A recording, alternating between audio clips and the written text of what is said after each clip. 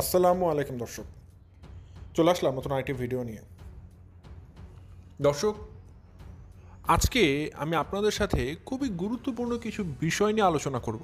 আসলে বিষয়টা গুরুত্বপূর্ণ চাইতেও আমি মনে করি এটা একটু ইমোশনাল দিক থেকেও চিন্তা করা যেতে পারে।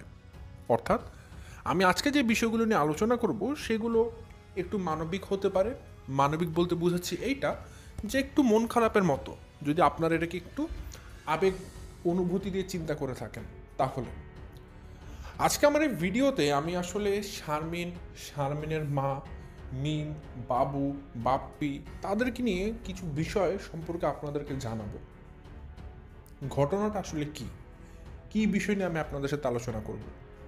আপনারা জানেন গেল কিছুদিন মিমের সদ্য জন্মানো মেয়ের কিন্তু আকিকা হয়েছে, এবং এ সময় কিন্তু শারমিন এবং তার মা আকিকার জন্যই উদ্দেশ্য করে পদ্মাচরে গিয়েছিল।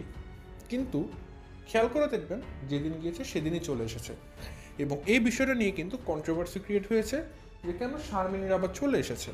এই বিষয়টা নিয়ে আবার শারমিন ভিডিও দিয়েছে, কিন্তু ঘটনাটা কি কি আসলে হয়েছিল, বিষয়গুলো কি, এই বিষয় সম্পর্কে আজকে আমি আপনাদেরকে ক্ল্যারিফাই করব। এবং আমাদের জাতীয় ভাই বাপ্পি, তার একটা নতুন নাম আমি দিয়েছি, সেটা হচ্ছে আমাদের জাতীয় ড্রাইভার বাপ্পি। যেখানেই যায় এখন সে খালি ড্রাইভারগিরি করে। আমার কাছে তো তাকে একদম পুরোদস্তু ড্রাইভার মনে হচ্ছে। ঠিক আছে, তো যাই হোক, আজকে আমি বেশি কথা বলবো না, খুব শর্ট একটা ভিডিও দেবো, ইম্পর্টেন্ট বিষয়গুলো তুলে ধরবো। কারণ আপনাদের সমালোচনা করে আমি যেটা জানাতে যাচ্ছি সেই বিষয়টা জানিয়ে দিব। কারণ দর্শক, একেবারে কথা বলা না চাইতে বেশি ভালো নয় এটা যে আমি আপনাদেরকে টু দ্য পয়েন্ট অল্প কিছু সময় অল্প কিছু কথা বলে দিই, তাহলে মানে একটা যে আপনাদের সাথে ইন্টারাক্ট সেটাও থাকলো, কমিউনিকেশনও থাকলো, ভিডিও দেওয়া হলো। তো দর্শক, বেশি কথা না বাড়িয়ে চলুন শুরু করা যাক আমার আজকের ভিডিও শুরুতে বলে রাখি, আপনারা যারা নতুন এখন পর্যন্ত আমার চ্যানেলটিকে সাবস্ক্রাইব করেননি অবশ্যই করে দিবেন, আর যারা ভিডিওটা দেখছেন লাইক দিয়ে ভিডিওটি দেখা শুরু করবেন। দর্শক, আমি আমার ভিডিওর মূল কথা শুরু করে দিই। ভিডিও শুরুতেই দর্শক, আজকে আমি আগে শারমিনদেরকে নিয়ে কথা বলবো। শারমিনদেরকে নিয়ে কথাটা বলবো এটাই, মিমের সন্তানের আকিকাটা কবে হবে এই বিষয়টা কিন্তু মানে সবে আগে থেকেই জানতো। একটা খাসিও কিনা হয়েছিল, তো সেই উদ্দেশ্য করেই শারমিনের মা, নাহার সবাই গিয়েছে। যেহেতু তাদের বাড়ির ছেলের সন্তান, অবশ্যই যাবে, বাবুর সন্তান যেহেতু। তো যত রাগ অভিমান ছিল আপনারা দেখবেন শারমিনের মা তারা যতটুকু না মিমকে বলেছে, বেশি কিন্তু মিম করেছে। মিম যে পরিমাণ অপমান অপদস্থ করেছে বাবুর মাকে, বাবুর পরিবারকে, এটা কিন্তু বাবুর মা সে জায়গায় কিছুই বলেনি, কিছুই করেনি, শারমিন কিছুই করেনি সে অনুযায়ী। তারপরও মিমের এত রাগ ক্ষোভ কেন জানি না। আসলে আমাদের সমাজে কিছু শ্রেণীর মানুষ আছে যারা কিনা এরকমই, দোষ থাকুক আর না থাকুক, তাদের শুরু থেকে একটা মেন্টালিটি থাকে যে শ্বশুর শাশুড়ি বলেন বা এদেরকে বলেন আগের থেকে অপমান অপদস্থ করবে। হ্যাঁ, কিছু পরিবার থাকে যে সমস্ত পরিবারের শাশুড়িরা ননদ ননাসরা অনেক অত্যাচার করে, কিন্তু আবার কিছু পরিবারও থাকে এক্সেপশনাল যারা ভালো, যেমন এই যে বাবুর মাকে দেখেন, শারমিনকে দেখেন। এই মিম কোনো এক সময় খেয়াল করে দেখবেন যখন ঢাকা এসেছিল, কারো হেল্প পাচ্ছিল না, এই শারমিনই কিন্তু তাকে হেল্প করেছিল।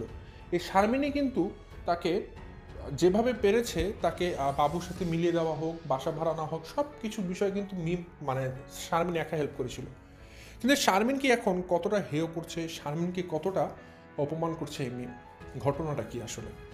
ঘটনা হচ্ছে শারমিন, তার মা, নাহা সবাই গিয়েছে পদ্মাচরে এই উদ্দেশ্য করে যে বাবুর সন্তানের আকিকা হবে, আকিকা অ্যাটেন্ড করতে। যদিও তাদেরকে কেউ ইনভাইট করেছে বলে আমার মনে হয় না, নিজেরাই গিয়েছে।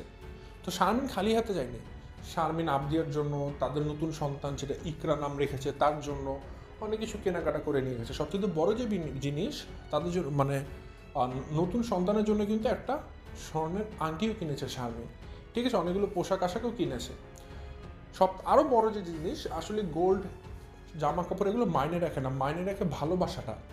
শারমিন দেখলাম বাবুর সন্তানকে জড়িয়ে ধরে কান্না করেছে। হয়তো কিন্তু দুটা কারণ থাকতে পারে আমার কাছে মনে হচ্ছে। প্রথমত যে কারণটা, যে যেহেতু শারমিন এখন পর্যন্ত মা হতে পারেনি, তো অন্যের বাচ্চাকে কোলে ধরলে তার এই ব্যর্থতাটা সবার আগে মনে পড়ে। হয়তো তার বুকটা চিবিয়ে ধরে কষ্টে জর্জরিত হয়ে যায় যে আমারও তো একটা সন্তান হতে পারতো, যাকে আমি আমার বুকে আগলে ধরে রাখবো, আর কতকাল মানুষের সন্তান জড়িয়ে ধরবো। এই কষ্টটা তো শারমিন উপলব্ধি করে, এই কারণে সে কান্না করে। আরেকটা হতে পারে যে তার ভাই সন্তান মায়ের থেকেও কান্না করতে পারে। মানে আমার কাছে প্রথম যে কারণটা সেটা যুক্তিসঙ্গত মনে হয়েছে। তো ঘটনা যেটা, আমি শারমিনের ভিতরে তার ভাইয়ের বাচ্চার প্রতি ভালোবাসার কোনো কমতি দেখিনি, দায়িত্ব জ্ঞানের কোনো কমতি দেখিনি। কেনাকাটা থেকে শুরু করে ভালোবাসা সব কিছুই দিয়েছে। এবং বাবুর মা তো প্রথম দিন থেকেই তার ছেলের সন্তানের মানে যত্ন করেই যাচ্ছে। তো গিয়েছে, তারা ভেবেছে আকিকা দিবে, কিন্তু অদ্ভুত বিষয়, বাবুকে যখন জামা কাপড়গুলো শারমিন বুঝিয়ে দিচ্ছিল, মানে বাবু ছুঁড়ে ছুঁড়ে ফেলছিল, কিন্তু আবার জিনিসপত্রগুলো রেখেছেও সব কিছু। জিনিসপত্র নিয়েছে কিন্তু কোনো দাম দেয়নি। কতটা মানে কুলাঙ্গার, মানে একটা অপদার্থ একটা ভাই না হলে মানে নিজের বোনের সাথে এরকম আচরণ করতে পারে, আমি এটা মানে কোনোভাবে মেনে নিতে পারছিলাম না।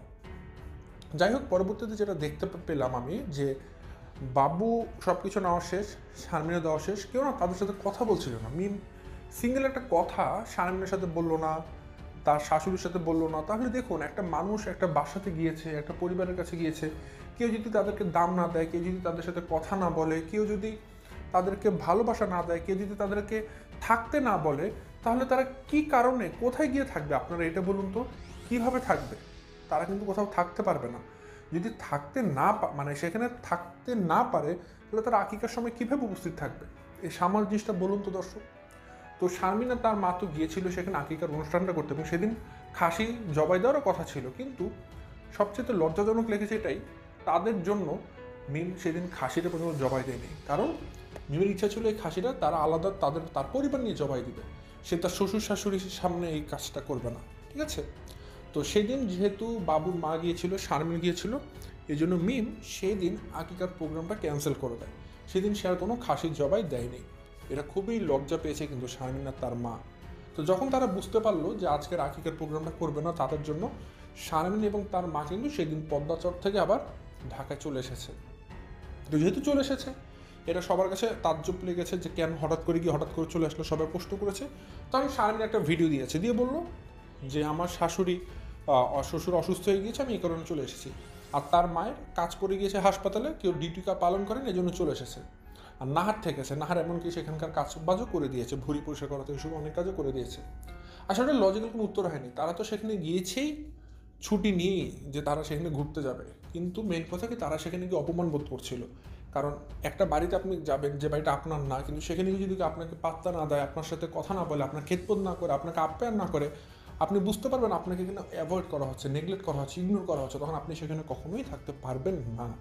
আপনি তখন সেখান থেকে যত দ্রুত সম্ভব চলে আসার চেষ্টা করবেন। সেটাই কিন্তু শারমিন এবং তার মা করেছে, ঠিক আছে? আর সবথেকে বড় বিষয়, বাবু অবশ্যই থ্রেট দিয়ে পাঠিয়েছে শারমিনকে যে আমার বোন নামে খেলে এবার একটা বদনাম করে দেখিস, তোদের 12টা বাজিয়ে ছাড়বো। অবশ্যই বাবু এই কথাটা বলে ছেড়েছে। তো শারমিন কিন্তু অবশ্যই মিমের কোনো বদনাম করেনি, সে আস্তে করে চলে এসেছে। এই জিনিসটাই আমার যেটা মনে হয়েছে লজিক্যাল বা যুক্তিসঙ্গত কারণ, শারমিন এবং তার মায়ের পদ্মাচর থেকে হঠাৎ করে চলে আসার মুখ্য কারণ, এটাই আমার কাছে মনে হয়েছে। আর অন্যদিকে কিছু জিনিস আমি দেখলাম, মানে আমার কাছে মনে হচ্ছিল, বাপ্পির কথাটা বলার আগে মিমের কথাটা বলে নেই। এই মিম আজকে যে শারমিনের সাথে এত রকমের অহংকার দেখাচ্ছে, আসলে দর্শক এটা অহংকারে পরিণত হয়েছে, এত দেমাগ দেখাচ্ছে। ভাবুন তো, এই মিম আজকে যদি শারমিন তাকে আশ্রয় না দিত, আজকে যদি শারমিন মিমকে সুযোগ না করে দিত বাবুর সাথে দেখা সাক্ষাৎ করার, একই ফ্ল্যাটে না থাকার, এই মিম কি কোনোদিন পারতো বাবুকে বিয়ে করতে? কোনোদিন পারতো বাবুর সাথে একসাথে থাকতে? কোনোদিনই পারতো না। এই শারমিনই কিন্তু মিমকে সমস্ত রকমের সুযোগ করে দিয়েছিল, বাবুর সাথে থাকার, বাবুর সাথে এক ফ্ল্যাট নিয়ে চলাফেরা করার, ঠিক আছে, ঢাকাতে আশ্রয় দেওয়ার। কিন্তু শারমিনকে এখন মিম আর চেনে না, শারমিনকে মিম এখন পাত্তা দেয় না, ঠিক আছে? আসলে এটাকে বলা হয় কৃতঘ্ন মানুষ, যে মানুষ উপকারের মানে অপকার করে, কোনো উপকারের স্বীকার করে না, অকৃতজ্ঞ মানে কৃতঘ্ন যেটাই বলেন, দুটোই হচ্ছে কি মিম। আজকে যে বাবুর সাথে সে সংসার করছে, সংসারটাই হতো না যদি না শারমিন মিমকে হেল্প না করতো। আর আজকে বিয়ে করার পর সে শারমিনকে সবার আগে লাথি দিয়ে বের করে দিয়েছে। এই হচ্ছে দুনিয়ার নিয়ম, ঠিক আছে? আর আমি মনে করি একটা মানুষ যার সন্তান হচ্ছে না, যে মানুষটা সন্তানের জন্য হাহাকার করছে, যার আগের ঘরে সংসারও ভেঙেছে মানে বাচ্চা না হওয়ার জন্য, সেই মানুষটাকে আসলে এইরকম বিষয়ে কষ্ট না দেওয়াটাই ভালো। সে তো আসলে এই জায়গাটা তার জন্য একটা দুর্বল জায়গা। এই জায়গাটা থেকে যদি আপনারা তার সাথে অন্যায় অবিচার করেন, এটা একটা দুঃখ তার মনে থাকবে, এবং এটা অবশ্যই আল্লাহর কাছে কিন্তু পৌঁছে যেতে পারে। কিছু জিনিস আসলে মানুষকে কষ্ট দিতে হয় না, বিশেষ করে এই জায়গাগুলোতে, কারণ এগুলো তার হাতে থাকে না। আর বাপ্পির কথা যেটা বলবো দর্শক, বাপ্পিকে দেখলাম প্রথমত সে যখন পদ্মাচলে গিয়েছিল অনেক দাপট নিয়ে গিয়েছিল, হ্যাঁ, গাড়ি আছে, এই আছে, সেই আছে, অনেক দাপট টাপট নিয়ে গিয়েছে, যে সবাই মনে বা তাকে একদম মাথায় বসিয়ে রাখবে। গিয়ে দেখলো কেউ তাকে পাত্তা দিচ্ছে না, ওই আগে মানে নর্মাল বিষয়ের মতো, কেউ তাকে আলাদা দাম দিচ্ছে না, গাড়ি আছে তো কী হয়েছে, তারাও গাড়ি কেনার সামর্থ্য রাখে পদ্মাচরের বাইদানিরা। কিন্তু বাপ্পি দেখলো যেহেতু পাত্তা দিচ্ছে না, এখন সে পুরো দোস্ত ড্রাইভার হয়ে গেছে। কখনো সবাইকে নিয়ে মিমের বাসা যায়, কখনো সবাইকে নিয়ে সাবিনার বাসা যায়, নিজে নিজে ড্রাইভিং করে, মানে সে এখন পার্মানেন্ট সবার জন্য একটা ড্রাইভার হয়ে গেছে, সবাইকে গাড়িতে চড়িয়ে চড়িয়ে এদিক ওদিক নিয়ে যায় আর কি। সে এখন ওই গ্রামে গিয়ে ভাবছে আমি গাড়ি চালাচ্ছি, আমার গাড়ি আছে, মনে সবাই অনেক তাকে দাম দিচ্ছে। আসলে ভাই আপনাকে সবাই ড্রাইভারই মনে করছে, মালিকটা দিন শেষে সবাই তিশাকে মনে করবে যে আপনি তিশার পার্মানেন্ট ড্রাইভার হয়ে গেছেন। সো এখানে গর্ব করার কিছু নেই, বরং লজ্জা পাওয়ার অনেক কিছু আছে। ঠিক আছে, আপনাকে সবাই ড্রাইভার হিসেবেই সম্বোধন করবে। তো যাই হোক দর্শক, আজকে শর্ট একটা ভিডিও দিলাম, আজকে লং কোনো ভিডিও দিচ্ছে না, এই অল্প কিছু বিষয় আপনাদেরকে জানানো ছিল, তো সেই বিষয়গুলো জানিয়ে দিয়েছি। সো দেখা হবে পরবর্তী দিন নতুন কোনো ভিডিওতে। তো ততক্ষণ পর্যন্ত সবাই ভালো থাকবেন, সুস্থ থাকবেন। আসসালামু আলাইকুম।